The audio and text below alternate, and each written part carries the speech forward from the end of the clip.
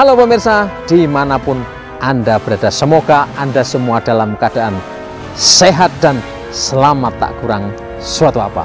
Jumpa lagi bersama saya di informasi tentang Merapi.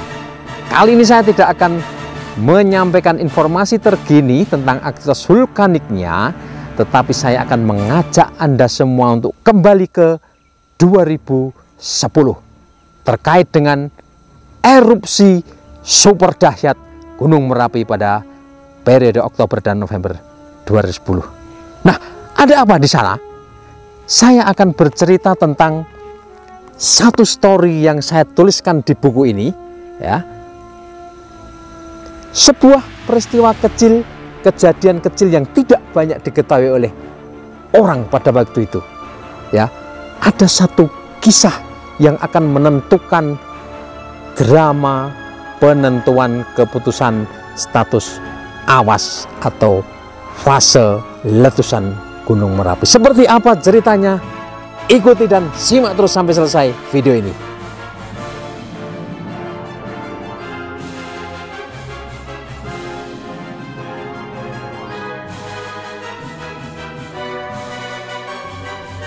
Buku ini saya tulis 1 tahun yang lalu, dan idenya sebetulnya sudah muncul beberapa tahun sebelumnya ketika saya mendapatkan sepotong cerita dari Kepala BPTKG pada waktu itu, yaitu Dr. Subandrio MSI. Apa yang melatar belakangi saya menulis ini adalah yang disampaikan oleh Pak Bandrio, bahwa tidak semua orang mengetahui momen-momen krusial menjelang letusan besar pada 26 Oktober 2010. Nah, saya berusaha untuk membangun cerita itu berdasarkan fakta-fakta yang saya dapatkan dari para pelaku maupun saksi mata pada waktu. Nah, semuanya saya tuangkan di dalam buku ini, dan dramanya memang luar biasa.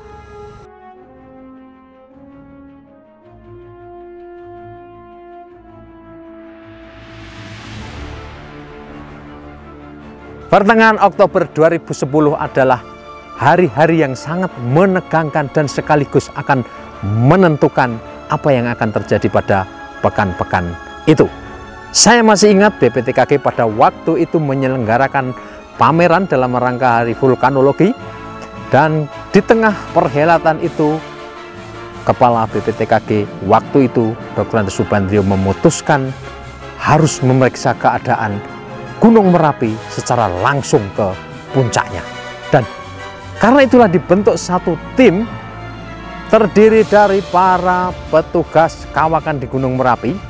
Ya, mereka akan dikirim untuk melihat secara langsung, mengukur secara langsung suhu maupun gasnya, dan nanti akan membuat itu tercengang banyak orang apa yang ada di puncak Gunung Merapi sana.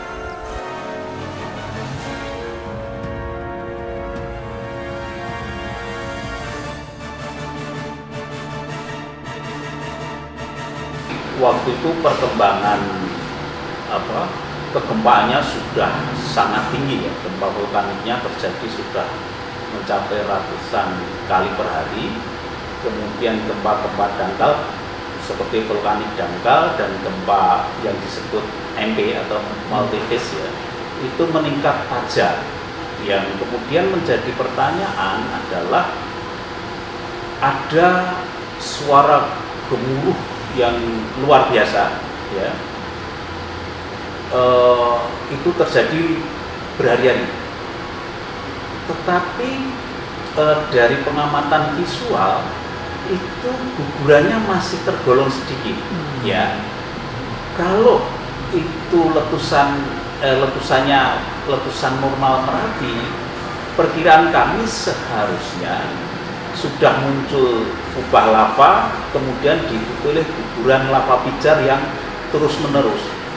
Nah, ini gugurannya menurut saya sangat minim. Ini menjadi pertanyaan besar, ya, karena kalau seperti ini letusannya kemungkinan bukan letusan normal Merapi yang ditandai oleh pertumbuhan kubah lava kemudian diikuti oleh awan panas. Ya, kalau kemudian letusannya tidak tipe Merapi, lalu seperti apa?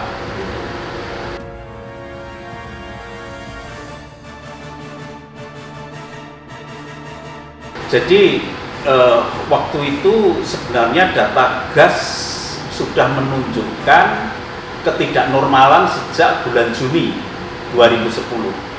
Tetapi ada keraguan oleh ahlinya, apakah peningkatan gas pada bulan Juni itu murni anomali dari Merapi ataukah ada kontaminasi dari udara di atmosfer, ya. Sehingga kita ragu terhadap akurasi data, ya, karena gas menjadi faktor penentu, sehingga waktu itu kalau kita ragu, ya, harus dilakukan sampling ulang dalam kondisi yang sangat berbahaya waktu itu. Tetapi karena itu menjadi penentu, tanggal 18 kita membentuk tim untuk melakukan sampling gas ke puncak Merapi. Dan selanjutnya saya juga menemui para petugas yang terlibat langsung dalam pendakian terakhir sebelum Merapi mengamuk. Masing-masing petugas ini mendapatkan pengalaman luar biasa dan mungkin tidak pernah mereka alami sebelumnya. Simak berikut penuturan mereka. Kalau takut pasti ada, namun kita kan berada di atas ketinggian dan di situ tidak mungkin kalau kita mau lari. Kita harus selalu mengikuti apa yang terjadi. Udah, intinya waktu itu ya kita pasrah aja apa yang terjadi di puncak Merapi. Nah, di sana karena kita juga takut, jadi untuk menutupi rasa takut itu kita saling terus guyon lah, komunikasi terus. Nah, di sana itu ada semacam fenomena. Jadi setiap 1-2 menit itu ada suara dentuman dari dalam gunung. Nah, setelah dentuman itu tidak ada material yang keluar, cuman suara dentuman aja. Nah, setelah suara dentuman itu terdengar, terus di permukaan puncak itu goyang, naik turun. Iya, ini. Jadi seperti dung itu nabrak terus naik turun. Seperti gempa bumi, kalau gempa bumi kan ke kiri atau ke kanan. Nah, ini naik turun. Iya, mentul-mentul seperti itu. Lah itu kita ya sempat guyon juga karena kita saking takutnya. Seringkali untuk getaran seperti dentuman itu ya, lebih kalau apa itu telinga itu ditempelkan ke batu yang lebih besar itu, batu flow itu biasanya semakin kuat untuk dentuman itu. Kalau getarannya seperti apa Pak Lid? Nggak bisa digambarkan gitu? Nggak, wah. Namanya bisa. Ya, kan nggak tentu itu ya Pak ya. Itu spontan aja gitu. Kalau ada getaran itu seperti ada gempa tapi sebentar terus hilang lagi, datang lagi itu biasanya. Nah, ada rasa takut nggak pada waktu itu? Sebetulnya ya ada Pak, kan ya manusiawi juga itu biasa. Takut itu juga bisa, kan tempatnya kan sudah di titik nolnya itu. Kalau ada apa-apa atau sesuatu apa kan nggak bisa kemana-mana lagi itu.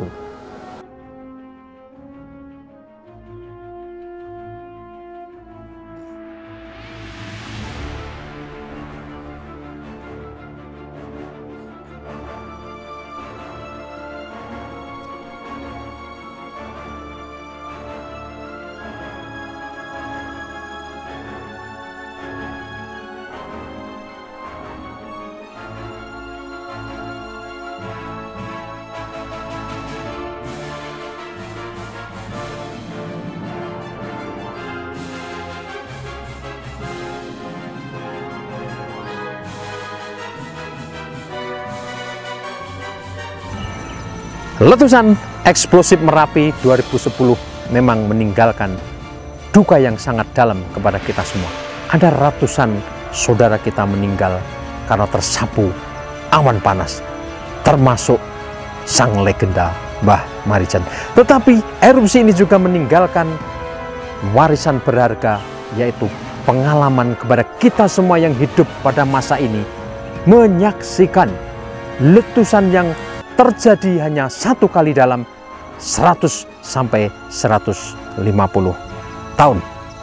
Nah, rekaman peristiwa menentukan menjelang letusan seperti yang saya tuliskan di dalam buku ini dan menjadi cerita di dalam video ini adalah pelajaran yang bisa diwariskan, pengalaman yang bisa dibagikan kepada siapapun di antara kita.